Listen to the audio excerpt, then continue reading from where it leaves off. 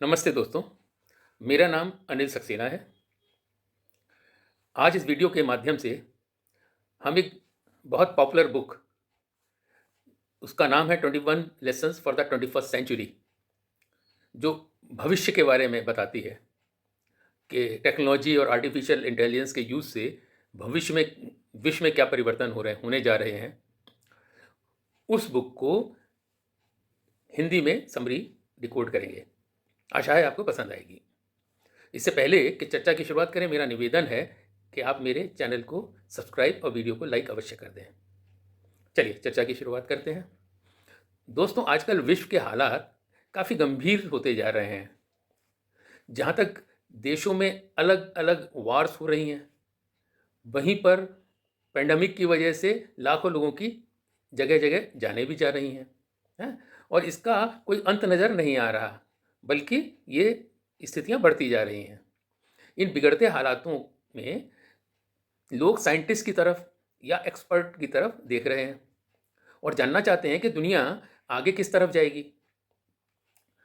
इसी संदर्भ में जो हिस्टोरियन और फिलोसोफर का नाम काफ़ी चर्चा में इस समय आ रहा है, वो हैं Yuval Noh Harari. Yuval Noh Harari Israeli मूल के हिस्टोरियन हैं। उन्होंने ऑक्सफोर्ड यूनिवर्सिटी से पढ़ाई की है और आजकल टेल अवीव में हिस्ट्री के प्रोफेसर हैं। पिछले कुछ दिनों से वो काफ़ी चर्चा में रहे हैं अपनी number 1 international best selling book लिखने की वजह से। उनकी जो बुक थी sapiens, a brief summary of human kind, ये करीब 65 डिफरेंट लैंग्वेजेस में पब्लिश हुई है, जिसमें उन्होंने बताया कि किस प्रकार ह्यूमन बीइंग का इवोल्यूशन हुआ इस धरती पर और कैसे सिविलाइजेशन डेवलप हुई इस धरती पर, यानी कि सोसाइटी, इकोनॉमी और कल्चर का डेवलपमेंट धीरे धीरे कैसे हुआ।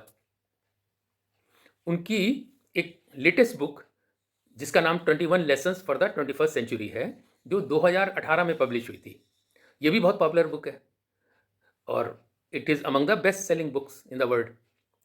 इसका मेन विषय है कि कैसे ह्यूमन बीइंग के सामने आने वाले कुछ वर्षों में मॉडर्न वर्ल्ड के क्या चैलेंजेस आएंगे और किस तरह बदलते हालात में उन चैलेंजेस को हम फेस कर पाएंगे। ये किताब हमें फ्यूचर ऑफ ह्यूमैनिटी की झलक दिखाती है। इस बुक के 21 चैप्टर में हर चैप्टर ह्यूमन बीइंग के किसी न किसी चैलेंज को दर्शाता है और उसका सॉल्यूशन भी प्रदान करता है। हरारी की इसी बुक की 2 अंडरलाइन अजम्पशंस रही हैं। पहला है इंफॉर्मेशन टेक्नोलॉजी का रिवॉल्यूशन। दुनिया में इंफॉर्मेशन टेक्नोलॉजी और इनोवेशन की स्पीड बड़ी तेजी से बढ़ने वाली है, जो कि अनस्टॉपेबल है। वो अब रुकने वाली बिल्कुल नहीं है। दुनिया में डाटा की, डेटा एनालिसिस की और डेटा प्रोसेसिंग की स्पीड बड़ी तेजी से बढ़ेगी, जिस कारण 10 वर्षों के अंदर ही दुनिया कंप्लीटली बदल जाएगी। फ्यूचर में लो लेवल एक्सपर्टाइज वाले जॉब जैसे कि बैंकिंग के, पोस्टल सर्विसेज के, बुकिंग के, ट्रेडिंग के, टीचिंग के व कस्टमर केयर वगैरह के जॉब जो हैं वो आर्टिफिशियल इंटेलिजेंस से रिप्लेस हो जाएंगे। फ्यूचर में केवल हाई लेवल एक्सपर्टीज वाले जॉब ही रह जाएंगे। टेक्नोलॉजिकल चेंजेस इतने रैपिड होंगे कि जॉब करने के लिए एम्प्लॉइज़ को लगातार अपग्रेड अपने आप को करना पड़ेगा, वरना जॉब लॉस के चांसेस बढ़ते जाएंगे। इस कारण एम्प्लॉइज़ की लाइफ स्ट्रेसफुल बनी रहेगी। रैपिड टेक्नोलॉजिकल एवोल्यूशन के कारण जॉबलेस से बचने के लिए गवर्नमेंट को कुछ खास कदम भी उठाने पड़ेंगे, जिनमें से पहला है slowing down the technological development. मतलब कि सरकारें टेक्नोलॉजी का जो एक्सप्लोजन है उसको जानबूझकर स्लो करेंगी ताकि ह्यूमन का इन्वॉल्वमेंट ज़्यादा समय तक बना रहे। अगली बात यह है कि गवर्नमेंट को जॉब लॉसेस टेक्नोलॉजिकल डेवलपमेंट से जो हो रहे हैं उसके लिए अपने आप को प्रिपेयर करना होगा। सरकारों को ऐसा सिस्टम बनाना होगा कि जॉबलेस लोगों की सोशल स्टेटस और डिग्निटी बनी रहे। डेटा कलेक्ट करने वाली कंपनियों पर टैक्स लगाकर उस इनकम से जॉबलेस लोगों को मिनिमम बेसिक सर्विसेज प्रोवाइड करानी होंगी, जैसे कि हेल्थ केयर सर्विस है, एजुकेशन है एंड ट्रांसपोर्ट सर्विसेज। ये बेसिक नीड है जो ह्यूमन बीइंग को देनी पड़ेंगी। डेटा कलेक्ट करने वाली कंपनियां जैसे कि आजकल डिजिटल कंपनीज हैं, फेसबुक है, ट्विटर है, इंस्टाग्राम है, व्हाट्सएप है, आदि आदि, ये अभी तक क्या करते हैं कि फ्री में वर्ल्ड के लोगों का डेटा कलेक्ट कर रहे हैं और आने वाले समय में उस डेटा को प्रोसेस करके बिलियंस ऑफ डॉलर कमाएंगे। इस कारण गवर्नमेंट को फ्यूचर में उन पर टैक्स लगाकर ह्यूमन बीइंग को सोशल सर्विस प्रोवाइड करानी पड़ेगी। जॉबलेसनेस का ज़्यादा खतरा वो डेवलपिंग कंट्रीज़ को है। एशियन कंट्रीज़ में चीप लेबर होने की वजह से मैनुअल वर्क का एडवांटेज है, वहाँ काफ़ी लेबर अवेलेबल होती है, मगर रोबोट के आने से जॉब का खतरा इन एशियन कंट्रीज़ में भी बढ़ जाएगा। राइट। नेक्स्ट है ecological challenges. According to scientist, अगर धरती का टेम्परेचर 2 डिग्री भी बढ़ जाए तो क्या हुआ, समुद्र का जो लेवल बढ़ने व एक्सट्रीम वेदर कंडीशन से करोड़ों लोग जान गंवा देंगे या वो बेघर हो जाएंगे। अगर एक बार टेम्परेचर बढ़ जाता है धरती का तो उसे रिवर्स करना नामुमकिन है और ये ग्लोबल वार्मिंग पूरे विश्व की एक गंभीर समस्या है और सभी देशों को एक साथ प्रयास करने होंगे उसे कंट्रोल करने के लिए। नेक्स्ट है हमारा एजुकेशन सिस्टम। अब हमारे एजुकेशन सिस्टम में रट्टा मारने पर बिलीव किया जाता है क्योंकि हमारा जो एजुकेशन सिस्टम है वो उस जमाने का है जहाँ इंफॉर्मेशन आसानी से अवेलेबल नहीं होती थी। इस कारण हमें याद करना जरूरी था। 21st सेंचुरी के रिवॉल्यूशन ने लोगों को इंफॉर्मेशन से ओवरलोड कर दिया है।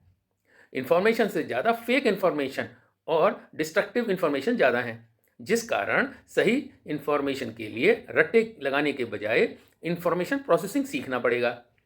ह्यूमन को इंफॉर्मेशन को बिल्ट अप करके सही व गलत की पहचान सीखना होगा। बच्चों को ability to deal with the rapid changes और लर्निंग न्यू थिंग क्विकली सीखना होगा ताकि वो क्विक टेक्नोलॉजिकल चेंजेस से समन्वय बना सकें। नेक्स्ट सब्जेक्ट है dealing with the fake news. Human story की फॉर्म को न्यूज़ को बिलीव करते हैं। जनरली ह्यूमन बीइंग, अगर आप स्टोरी की फॉर्म में कोई न्यूज़ प्लांट करते हैं तो उसको बिलीव जल्दी कर लेते हैं। इसलिए अगर किसी फेक न्यूज़ को स्टोरी की फॉर्म में बार बार रिपीट किया जाए ह्यूमन के सामने तो वो उसे सच मानने लगते हैं। पॉलिटिशियन और बिजनेस कंपनीज जो हैं वो इसी का फ़ायदा उठाते हैं और फेक न्यूज़ को प्लांट कर देते हैं। जो कंपनीज होती हैं वो प्रोडक्ट एडवर्टाइजमेंट में करेक्ट इन्फॉर्मेशन की जगह इमोशन दिखाकर पैसा कमाती हैं। इसीलिए फेक न्यूज़ से बचने के लिए आर्टिफिशियल इंटेलिजेंस और इंफॉर्मेशन टेक्नोलॉजी व डाटा का यूज़ करना होगा फ्यूचर के लिए। नेक्स्ट सब्जेक्ट है टेररिज्म। टेररिस्ट लोगों को मारते कम हैं मगर सरकार को डराते ज़्यादा हैं और गलत डिसीजन लेने पर मजबूर कर देते हैं। सरकारें डिफेंस पर एक्सपेंडिचर बढ़ाती हैं और बेसिक नीड्स में कटौती करती हैं। इस कारण क्या होता है कि उनकी प्रायोरिटी लॉपसाइड हो जाती है। टेररिस्ट का एम केवल पॉपुलैरिटी गेन करना होता है, लोगों को मारना नहीं होता। इसलिए वो ऐसे सेंसिटिव जगह पर अटैक करते हैं कि सरकार भी एक्शन लेने पर मजबूर हो जाती है। इसलिए सरकार को टेररिस्ट की फंडिंग और आर्म्स को प्लग करना होता है और ये सब काम इंफॉर्मेशन टेक्नोलॉजी, आर्टिफिशियल इंटेलिजेंस वगैरह से काफ़ी आसानी से फ्यूचर में हो पाएगा। This is all about the summary of the book written by Yuval Noah Harari. Hope you have enjoyed this summary of this book. Thank you very much for watching me. Bye.